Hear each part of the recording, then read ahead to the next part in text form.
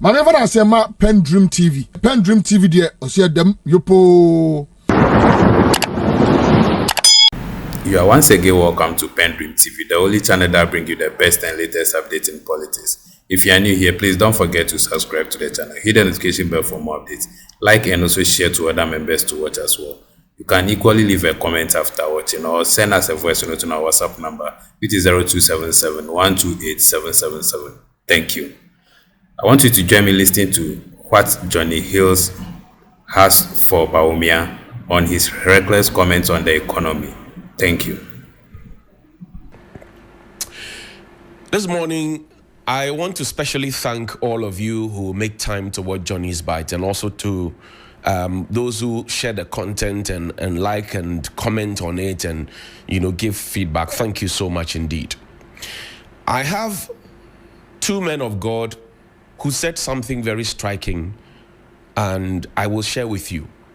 Let's see the flyers, the code cards. So this was from a conversation we had yesterday with Apostle Abraham Lamte. He says, if money buys conscience, stupidity calls the shot. If money buys conscience, stupidity calls the shot. And he made this comment relative to elections, relative to peace, relative to holding the nation together. Now, for many people, they may be swayed by how much people, and sometimes you listen to the conversations about how people are easily swayed. You suddenly get something small, and then that influences your thoughts. But elections have consequences, as we've been told in the past by Pastor Mensa Otabil. That elections, when you go and queue, it has consequences. So if money buys conscience, stupidity calls the shot. It doesn't matter if the person is your relative, whatever it is, you must decide and choose the best for Ghana. And that was what he said. Let's see the other one. The other one is by Reverend Odamiansa, Rabbi Odamiansa. He also spoke about money. He says, the loaded pocket. If you want your pocket to be loaded with enough money, then your mind must first be loaded with enough knowledge on how to make money, keep money, invest money, grow money, spend money, and enjoy money. Always bear in mind that an empty mind will produce an empty pocket. He says, if you want your pocket to be loaded with enough money, then your mind must first be loaded with enough knowledge on how to make money, keep money, invest money, grow money, spend money, and enjoy money. Always bear in mind that an empty mind will produce an empty pocket. He also has a book on how to handle your business and how to, because if you don't control money, money will control you. So those are from the pulpits. Now, show me, there's a picture that I saw of Ghana Airways signboard. And I asked myself this question. So Ghana Airways put this up. They said, still driving, you must be tired. Next time, fly, by Ghana Airways, of course. We do not have Ghana Airways anymore, because as a country, we decided that we will run the business down. In fact, the last time I checked, we had turned it into a chop bar, and even the chop bar, we collapsed it. The last time I checked, we turned Ghana Airways into a chop bar, the aircraft, and then even the chop bar, we collapsed it. We found a way to collapse it.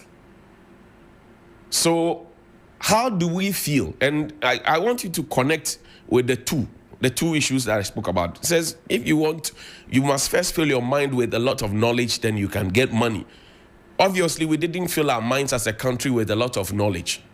So what was built by Osagyefo's own hands, we decided to destroy it. We decided to destroy it. So we have now decided to be hiring private jet. If we had not spoken about it, private jet was becoming the mainstay. We don't have a national airline as a country. And we used to have, and sometimes you watch some of these old documentaries, you watch some of these things that we used to produce here. We're now trying to major in the minors and make it look as if we are now getting the things that we used to produce. Things that we used to produce. When you watch some of the old videos and you ask yourself, wow. So Ghana used to do this. Ghana used to have this. Then you have a minister. We had a whole ministry for aviation. Aside transport. Aside a whole ministry for aviation. And you ask yourself, what did the ministers really do? Because this one, it could have earned us money. In fact, it was. The story has it that people used to get tickets for their concubines and girlfriends. And that's how come it was run down. For their concubines and their girlfriends. That's how it was run down. Where is our own Ghana Airways? This morning I came to ask very simple questions. Where is our Ghana Airways? And when are we going to get our Ghana Airways back? Do we deserve to have a Ghana Airways? Yes. So why are we not getting it? Does somebody make a cut each time the president or any of our top officials fly private jet? I don't know. I'm asking. Why are we not in a hurry? And we used to have shipping lines. We used to have this picture will tell you how, as a country, we have retrogressed in many ways, but we try to polish on the debt. We try to polish on the debt. How was Ghana Airways sold? Why was it sold? Could we have kept it? I leave it to your good judgment.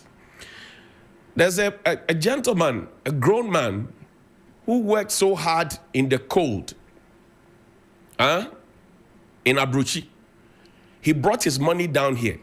And you see, Michael Blankton has been ranting on X and social media, and he's been talking. He says he's looking for a finance minister to sue him.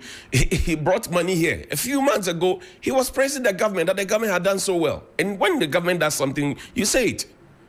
But when they do what is not correct to you, have to say it. And I will insist on that because we were called names. We were called Sambalat and Tobias. We were called names. We said, we will not go to the IMF. We are not a people of short sight, blah, blah, blah. That's why we need the e-levy. We are still taking e-levy and we are at the IMF. Find me the old man's video. Play it. Recording the President Nanado. Mr. President, your friend Matheson, Sunyana Miwo. Medical recording didn't matter to Abontia, me better me sika humase. Now we had last year me dey better Abontia. Mr. President, banks na wugu no. O promise customers me so be make sure say ubia sabe kan sika 100%. Mr. President, when I saw Ghana Ghana for ho, me dey wa anwene me ho. Me nso me Ghana ni. Me dey pressure ndu na me dey me ato so. Me chirim. Say my coach na ice block no Holland 25 years akoye adwumaden. Me wo Holland, me wo Ghana kwa na me nko afu mu. Me ko Holland na. Me ko ye me normal 8 hours e wo factories kan enso. That what you mo dey enso for what light tia. Obekọ na sika na sa. Team fu nyuma ndu na sama kwa ankoye bia. Me ntimi emphasize kanto ho. Na bet na wo wi ma ye mfu nyuma 25 good years. Na sa time ya me wo ho. Me ntimi nya adwuma no. Kakra mi nya me se me famla mia me maimu. Me diska beto commercial bank, edi bi koto GN Bank. GN Bank, 1 year ni do ya me kwaji interest me koya say president na do wagu bank ne sawo de customer sees ka be mayen. 5 years ni me sanka ya misi. Yeah, me de koto commercial bank ne so 1.540 billion.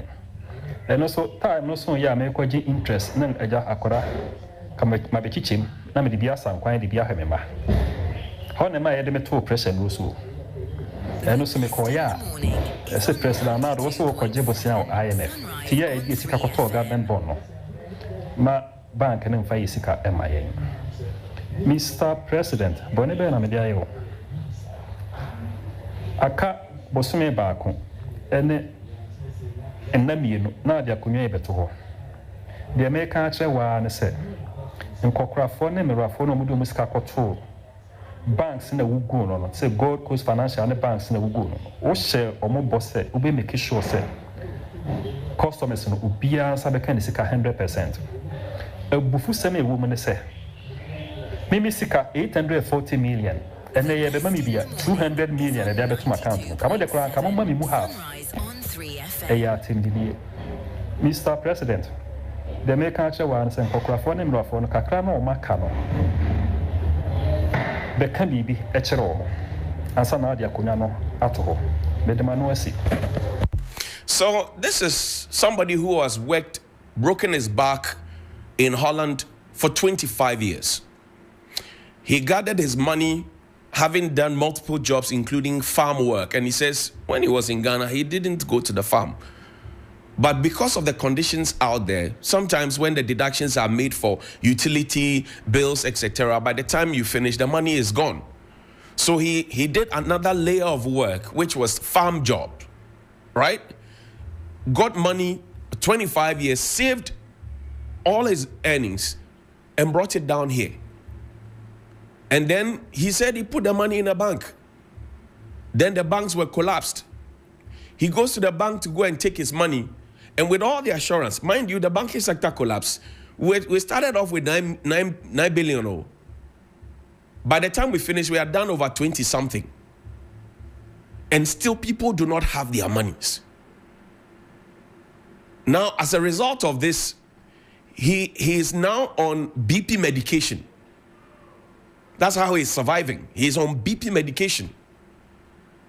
He says, okay, we thought that government bonds were also very reliable. So I went to buy some, and now I can't get my money. He has over 800 million, and then he's giving 200 million. That's what he says.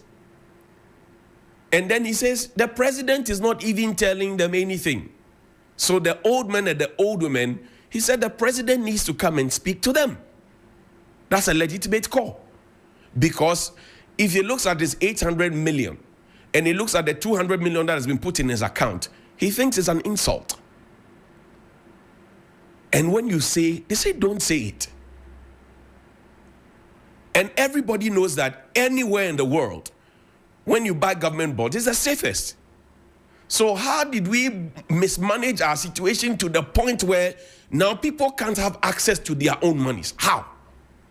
When you say this, oh, there was global crisis, there was this. When people started asking questions, and for 5 years, he has not had access to his money.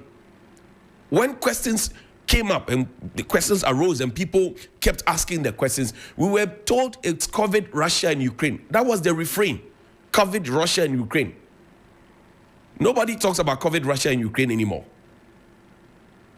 And we have spent money on banking sector collapse or cleanup or whatever you want to call it. And people still do not. He says he doesn't have access to his own money, his hard-earned money. He doesn't have access to it.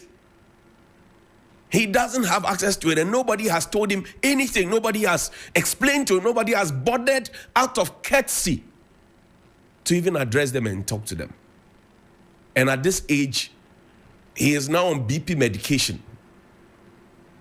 At this age, he has been humiliated to the point where he now has to speak. He now has to speak and beg for his own money. What crime did the people commit? What wrong did the people do? And yet we are told that we are in this together. And the people who tell us that we are in it together, we see the extravagant lifestyle they live. So if your money is locked up and the person who owes you, imagine somebody comes to borrow money from you to go and throw a party. Money that you don't have, that you say, oh, this is very important to me, but because you have come to ask for it, I think I need to lend a helping hand to you. And the person goes to throw a party when you could have used the money for something else, much more valuable. And when you say, they say, don't say it. That's where the pain is. My own money. I cannot have access to it. When I ask questions, they say, shut up. Where from that arrogance? When you ask questions about your own money, they tell you to shut up. As if somebody is doing you a favor. But these are monies that you saved. Your monies that you worked for. That you put it in a bank. And now we understand why people keep money at home.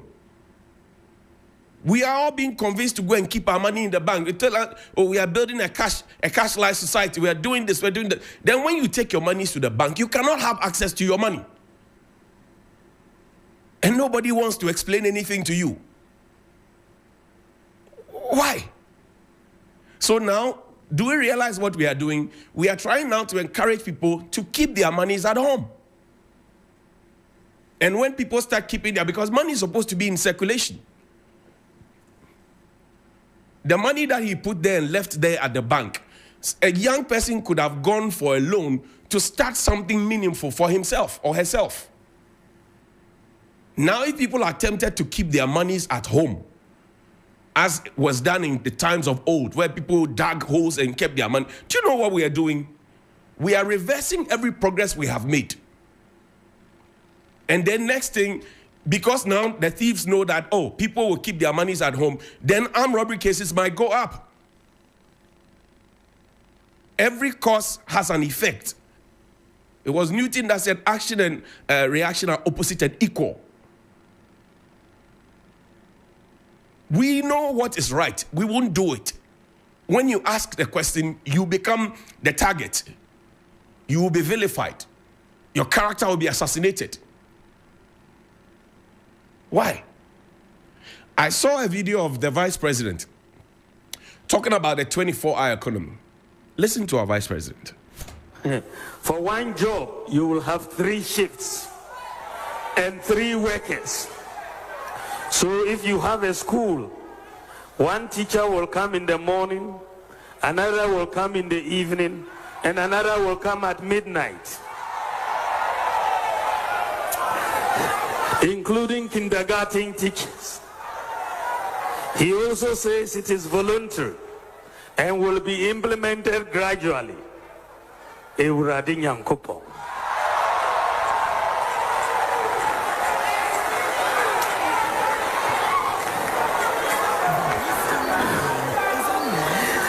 Ladies and gentlemen, I am determined to make a difference, a positive difference. I will work for you and with you, with honesty and integrity, with wisdom and decisiveness. For one job, you will have 3 shifts and 3 workers. So if you have a school, one teacher will come in the morning, another will come in the evening, and another will come at midnight. Including kindergarten teachers. He also says it is voluntary and will be implemented gradually.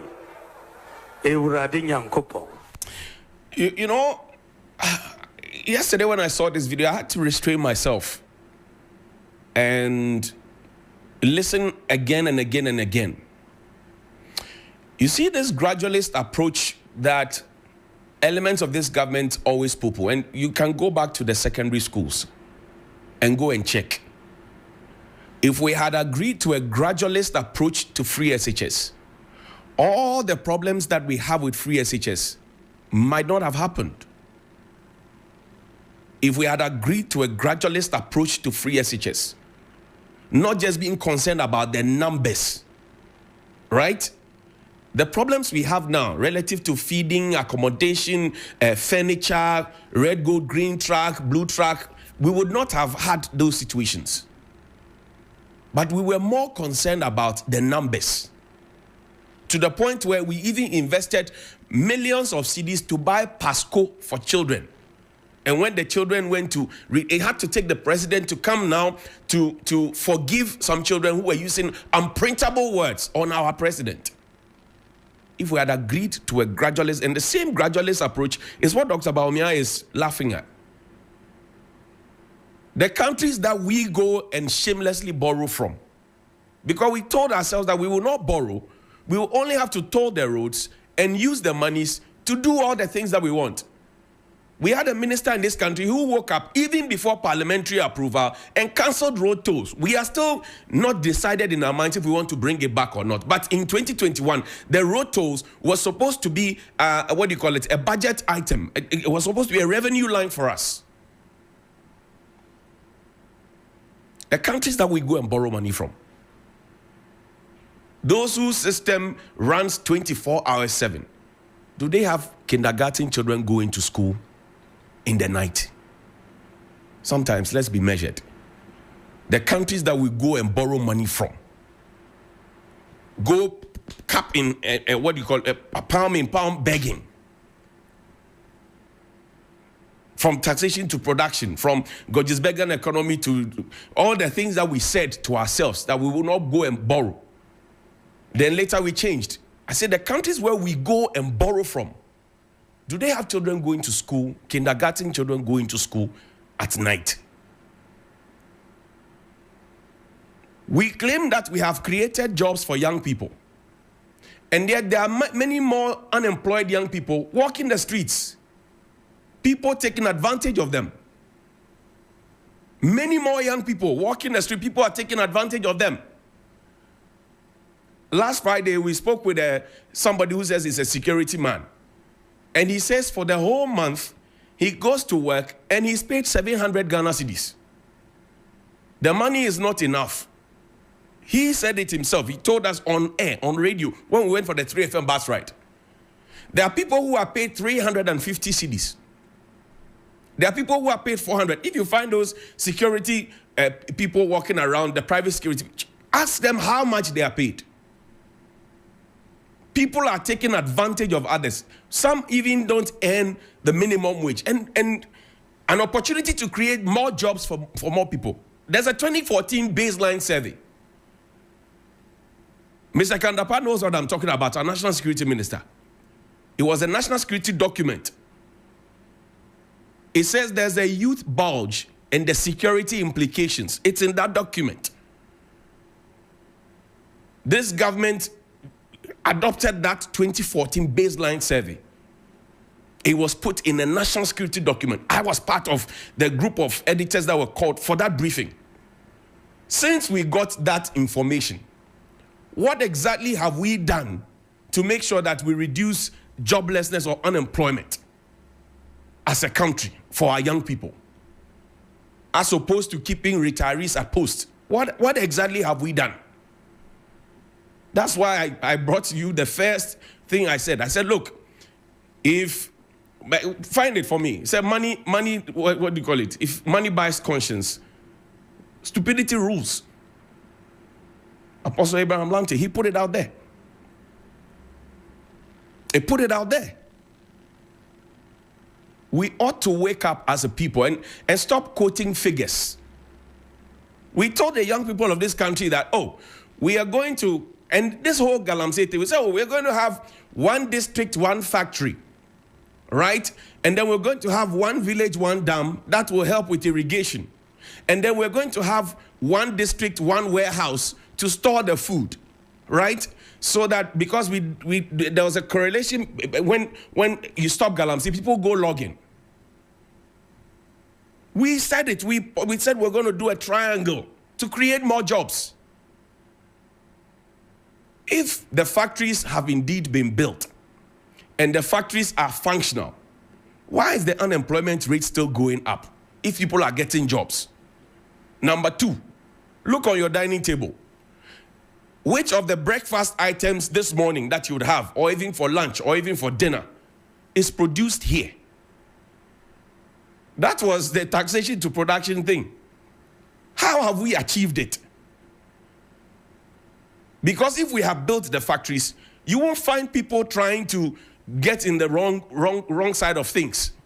People would find jobs to do. People will find jobs to do. What is our priority? Look at what we have done with the National Cathedral. The money we have sunk into National Cathedral could have built us 2 factories. The money we have sunk into that hole could have built us 2 factories. Now what we do is that we go and look for somebody's factory and then we do paintimaminto like the Bosokan people do. We do paintimaminto, we add something small, then we say we have adopted. My own friend Kisi, he had a farm. He was looking for money from this government to expand his farm. He was not giving. Subsequently, when the the tracker that was launched, he saw his farm in it. Nobody has contributed in it, but he saw his farm in it. Nobody has contributed, but he saw his farm in it. The dishonesty, the perfidy. It's a pity.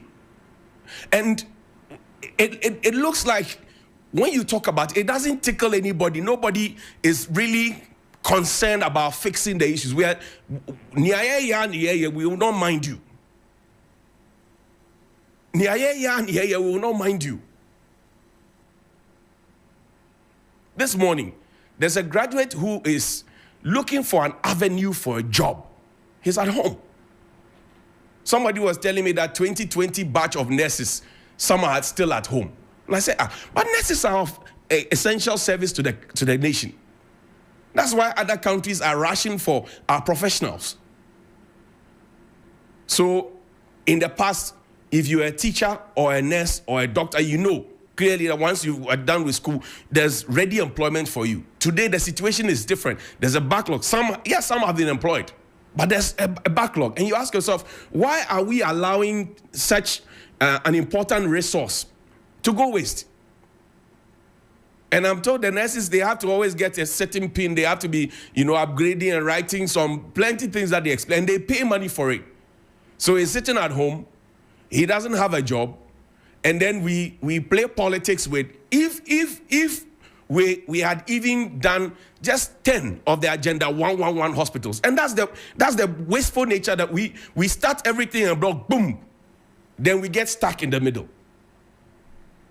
What we have spread all across, and nobody says it's a bad initiative. Agenda 111 is a good initiative. The only point of departure is where we used it for politics in 2020. And based on that, we went on that wild goose chase. Can you imagine if we had just 10 of those hospitals, 10 in the traditional, or even 16, one in each region, only 10 or 16? It would have created jobs. Healthcare would have been nice. The government is ending its tenure. We have a vice president who is number 2, who is promising to save his government from itself. A government that he is instrumental in. And we don't have even one of the Agenda 111 hospitals up and running. And we gave ourselves 18 months from when they started.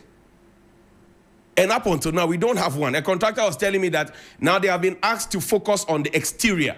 So they are painting it, they are plastering it, they put the roofing on it, they work on the windows to give you an impression that something is happening. If you have not finished, you have not finished.